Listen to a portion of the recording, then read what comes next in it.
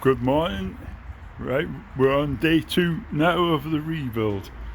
So we had a big day yesterday. Gearbox has gone back in, prop shafts connected, exhaust connected, all the subframe mounts back on the back.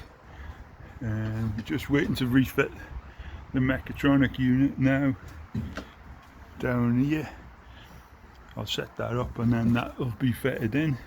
We've got the new wiring loom installed inside there. New speed sensor in that bit at the back.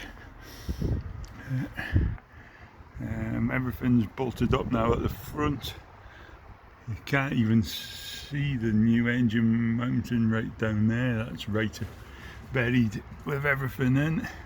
We've done the repair there on the drive shaft bearing, so we've got that heavy duty plate shim and everything all in there. That's nice and tight now, no play in it at all. Really, we're not in bad shape today, so we're going to set this up now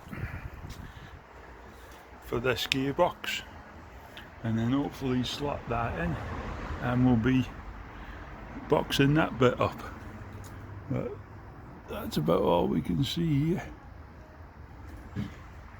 What else have we got? Maybe no, I can't even get in there to show you anymore.